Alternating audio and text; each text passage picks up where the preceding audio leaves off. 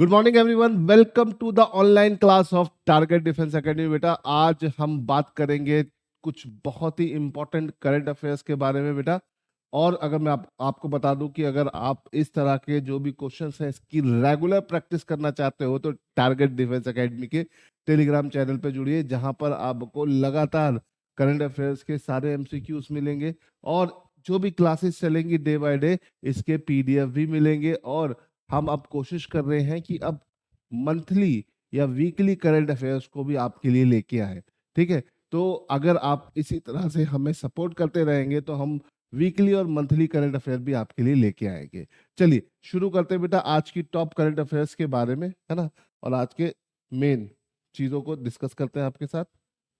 आगे बढ़ने से पहले मैं आपको बता दूं भाई, टारगेट डिफेंस एकेडमी के टेलीग्राम चैनल को जरूर ज्वाइन कर लीजिएगा, जहां पर आपको सारी की सारी इंफॉर्मेशन मिलती रहेगी आपके डिफेंस के एग्जाम से रिलेटेड, है ना। तो बेटा बिल्कुल भी डिले मत करिएगा और टाइमली चैनल्स को फॉलो करते रहिए। ठीक है बेटा। चलो अब यहाँ पे अगर हम बात करते हैं तो हमारा आज का पहला जो क्वेश्चन है वो है, who recently pass away known for the concept of soft power. तो बेटा सॉफ्ट पावर के लिए जो वर्ड था, इस वर्ड को किसने कॉइन किया था, ये सिंपल सा क्वेश्चन यहाँ पर पूछा जा रहा है। तो सॉफ्ट पावर के रूप में कौन सी कंट्री उभरी थी? यूएसए, है ना। और जोसेफ नाय जो थे, जिनका भी रिसेंटली निधन हो गया, इन्होंने इस वर्ड को कॉइन किया था 1980s में। और 1980s में बताया था कि भैया सॉफ्ट पावर की डेफिनेशन, सॉफ्ट पावर की डेफिनेशन मतलब बहुत ही हार्ड तरीके से ना होकर लोगों से बात करके सत्ता में आना। Basically soft power is a political term, सत्ता को बिना जोर जबरदस्ती के पाना, that is known as soft power. In short आप एकदम बोल सकते हो। इसकी कई सारे और डेफिनेशन भी इन्होंने समझाए थे। तो भैया रिसेंटली सॉफ्ट पावर टर्म देने वाले व्यक्ति का निधन हो गया है ना। इस टर्म को किसने दिया था? जोसेफ नाई ने। तो इसे याद रखिएगा, इंपॉर्टेंट है। ठीक है, चलिए आगे बढ़ते हैं। Which tribe in India has made headline for returning to their ancestral village at Nagarhole? भाई नागरहोल एक एरिया है, एक नेशनल पार्क का रीजन है। कहाँ पर? कर्नाटका में। ठीक है, नागरहोल एक नेशनल पार्क भी है, एक बहुत ही डेंस फॉरेस्ट कवर एरिया है। और वहाँ की जो ट्राइब है जेनु कुरुबा, इस ये वापस लौटी है। जेनु का मतलब होता है हनी, है ना। हनी को कनेक्ट करने वाले जो लोकल लोग होते थे उसको हम बोलते थे जेनु कुरुबा ट्राइब। अगर जेनु कुरुबा ट्राइब की अगर हम बात करते हैं बेटा, तो ये पीवी टीजी ट्राइब है ना। पीवीटीजी का मतलब है पर्टिकुलरली वल्नरेबल ट्राइबल ग्रुप।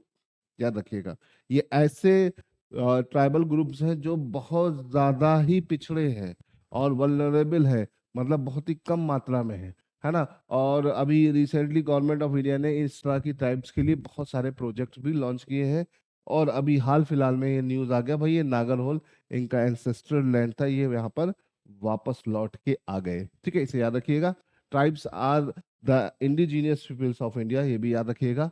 ठीक है, Saudi Arabia is pursuing a civil nuclear programme as the part of which economic strategy, है ना भैया। सऊदी अरेबिया ने IAEA में जाकर बहुत सारी चीजों की घोषणा करी है, उसमें उन्होंने अपना एक विजन बताया है। और विजन है आपका किस चीज का? ठीक है, ग्रीन सऊदी इनिशिएटिव, याद रखिएगा। तो इन्होंने ग्रीन सऊदी इनिशिएटिव को आगे बढ़ाया है ना। ग्रीन हाउस गैसेस के एमिशन को कम करने के लिए बात की है, ग्लोबल वार्मिंग के ऊपर भी चर्चा करी है, तो इसे ध्यान रखिएगा। चलिए आगे बढ़ते हैं। India's life expectancy at birth has seen a decline from first time in how many years, है ना। तो भैया इंडिया का लाइफ एक्सपेक्टेंसी जो है पिछले 50 सालों में पहली बार हमको घटता हुआ दिखाई दिया, इसे याद रखिएगा, है ना। 50 ईयर्स का हमने यहाँ पर डेटा लेकर काम किया है और 50 साल में पहली बार ये हमें क्या हुआ? डिक्लाइन करते हुए दिखाई दिया। ठीक है, चलिए आगे बढ़ते हैं। Which spacecraft launched in 1972 set to re-enter Earth atmosphere after over 50 years? तो भैया कॉस्मोस 482 के बारे में यहाँ पे बात हो रही है। 53 ईयर्स अगो ये जो था ये लॉन्च किया गया था, है ना। कॉस्मोस, रॉस कॉस्मोस ने भेजा था, मतलब सोवियत यूनियन या रशिया। और अगर हम बात करें तो ये वीनस की स्टडी करने के लिए बनाया गया आपका स्पेसक्राफ्ट था, ठीक है। और अभी हाल फिलहाल में ये न्यूज में है, तो इसे ध्यान रखिएगा, ये क्यों न्यूज में है, थोड़ा सा इस पर चर्चा करते रहेंगे।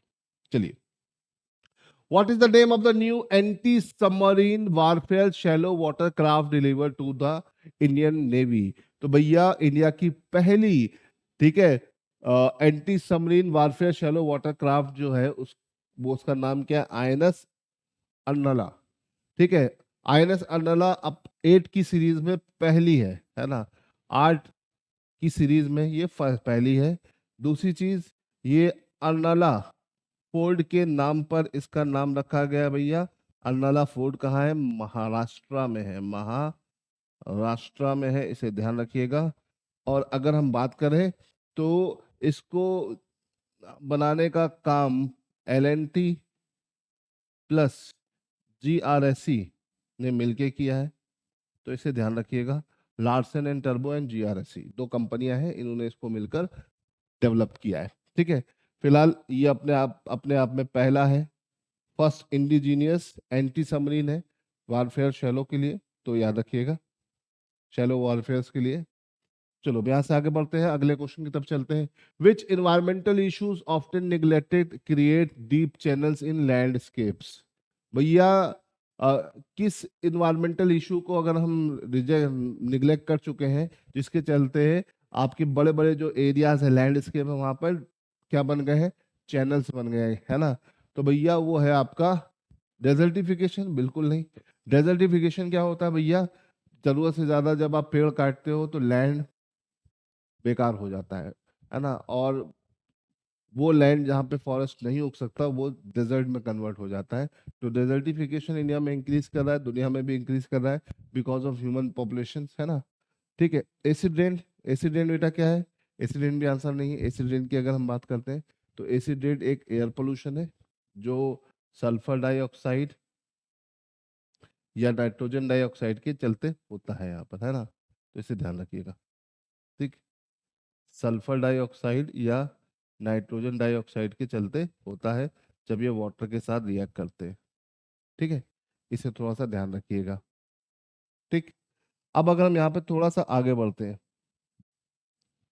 तो हमारे पास और भी चीजें आ जाती हैं, है ना। जैसे अगर हम यहाँ पे थोड़ा सा आगे बढ़ते हैं, जैसे डेजर्टिफिकेशन तो आंसर नहीं है, एसिड रेन भी आपका आंसर नहीं है, डिफोरेस्टेशन भी आपका आंसर नहीं। डिफोरेस्टेशन से आपका जो लैंड इंक्रीज कर रहे हैं, लेकिन उनके अंदर चैनल्स नहीं बन रहे हैं। लेकिन जो इरोजन होते हैं, इरोजन मतलब, इरोजन हमारे पास दो तरह के होते हैं। एक होता है तुम्हारा शीट इरोजन, दूसरा होता है तुम्हारा बेटा गली इरोजन, है ना। तो इरोजन्स के टाइप्स हैं, और इसमें जो आपका गली इरोजन है, ये क्या करता है, एक प्लेन एरिया में जब पानी का ओवरफ्लो होता है, बहुत तेजी से पानी बढ़ता है, तो बीच में चैनल्स बनाता चला जाता है। तो इसे ध्यान रखिएगा, ये आपका लैंड है और पानी ओवरफ्लो किया तो यहाँ पे एक गहराई वाला चैनल बन गया, है ना, पानी के कटाव की वजह से, है ना। तो इसे बोलते हैं इरोजन, है ना। इरोजन दो तरह के होते हैं, एक होता है शीट इरोजन, दूसरा होता है गली इरोजन, ठीक है। एयर इरोजन भी हम देखो, इरोजन बहुत जनरेट, इरोजन होता क्या है? मिट्टी की टॉप लेयर का रिमूव होना मिट्टी पर से, that is known as erosion. इसके होने के दो मीडियम है, बाय एयर या बाय वाटर।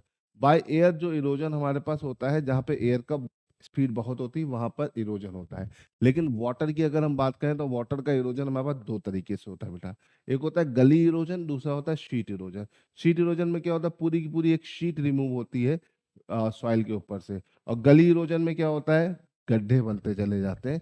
जैसे आपके चंबल के रीजन में है, चंबल का जो आसपास का रीजन है, वहां पर गली इरोजन का बहुत ज्यादा बड़ा एरिया है, बैडलैंड टोपोग्राफीज में आता है, और गली इरोजन आपको वहां पर देखने को बहुत मिलेगा, ठीक है। इरोजन को रोकने का, सॉइल इरोजन, है ना, सॉइल इरोजन का एक टाइप है गली इरोजन, है ना। तो भैया इरोजन को रोकने का एक ही तरीका होता है, ए फॉरेस्टेशन, याद रखिएगा। ठीक है, तो यहाँ पे इसका आंसर हो जाएगा गली इरोजन। ठीक, चलो हाँ भाई, क्वेश्चन नंबर 8 की तरफ बढ़ते हैं। India's new agriculture strategy aim to reduce paddy cultivation by how many hectare. भैया पैडी का कल्टीवेशन मतलब, पैडी मतलब राइस, राइस के कल्टीवेशन को हम कम क्यों कर रहे हैं, पहला क्वेश्चन तो यही आता है। आंसर तो इसका 5 मिलियन है ना भाई। लेकिन पैडी के कल्टीवेशन को, राइस के कल्टीवेशन को हम कम क्यों कर रहे हैं बेटा? तो देखो, बिकॉज ये क्या है, ये ग्रीन हाउस गैसेस का मेजर कंट्रीब्यूटर है इंडिया में, है ना। इसमें क्या होता है, दो बड़ी ग्रीन हाउस गैस मीथेन और नाइट्रस ऑक्साइड को पैडी के खेतों में बहुत ज्यादा जनरेट होती है। जो धान के खेत है वहां पे मीथेन और नाइट्रस ऑक्साइड जनरेट होती है, जो कि एक तरह की ग्रीन हाउस गैसेज है। तो हम इसके कल्टीवेशन को कम करने की बात इसलिए कर रहे हैं ताकि हम क्लाइमेट चेंज और ग्लोबल वार्मिंग को कंट्रोल कर सकें। ठीक है, तो इसे याद रखिएगा। वैसे तो पैडी का नाम सुनते ही हर किसी के दिमाग में आ जाता है चावल। ठीक है, रिच सोर्स ऑफ कार्बोहाइड्रेट होता है, और अगर देखा जाए तो नॉर्थ इंडिया को छोड़ दिया जाए, पूरा साउथ इंडिया राइस पर ही डिपेंड है ना। बिकॉज इन सब एरियाज में पैडी का कल्टीवेशन बहुत चलता है ना। इंडिया के 5-10 स्टेट्स के अलावा आपको रोटी और कहीं जल्दी आसानी से मिलेगी नहीं, बनती है बट लोग प्रेफर करते हैं राइस खाना, रिच सोर्स ऑफ कार्बोहाइड्रेट। ठीक, चलिए आगे बढ़ते हैं। Recent study reveal a troubling connection between climate change and which aspect of human health। भैया क्लाइमेट चेंज के चलते ह्यूमन हेल्थ में एक नया एक्सपेक्ट देखने को मिला है, वो क्या है? Cardiovascular diseases, gut microbiota disruption, respiratory disorder, neurological disorder. बेटा इसमें आपको जो नई चीज है वो बी वाली है, गट मतलब पेट की जो अलग अलग तरह के डिसऑर्डर्स हैं वो यहाँ पर देखने को मिल रहे हैं, डिस्ट्रप्शन देखने को मिल रहे हैं। ठीक है, तो गट्स में अलग अलग तरह के प्रॉब्लम्स हो रहे हैं। इन प्रॉब्लम्स को हम किसके साथ, एक रिसेंट स्टडी उसने बोला क्लाइमेट चेंज के चलते आप इसको कनेक्ट कर सकते हो, है ना। तो इसे ध्यान रखिएगा, थोड़ी छोटी छोटी चीजें हैं जो आपके पेपर में पूछी जाती है। Which government report recently revealed the human toll of covid second wave in India. तो भैया वो रिपोर्ट है एक्सेस डेथ रिपोर्ट, है ना। तो याद रखिएगा, ये तो सिंपल सा एक से आंसर याद करने वाला है कि एक्सेस डेथ रिपोर्ट को जो कोविड-19 में हुई थी उसके बारे में बात चल रही है यहाँ पर। ठीक है, तो इसे याद रखिएगा। ठीक है, तो मानवीय क्षति का जो खुलासा किया वो किसने खुलासा किया? एक्सेस डेथ रिपोर्ट ने, इसे याद रखिएगा। ठीक, चलो, तो आई थिंक आपको यहाँ पे सारी चीजें समझ में आ गई होंगी बेटा। ठीक है, चलिए आज के लिए हम इतना रहने देते हैं, फिर मिलेंगे नेक्स्ट क्लास में कुछ और बढ़िया करंट अफेयर्स के साथ। टिल देन गुड बाय, जय हिंद।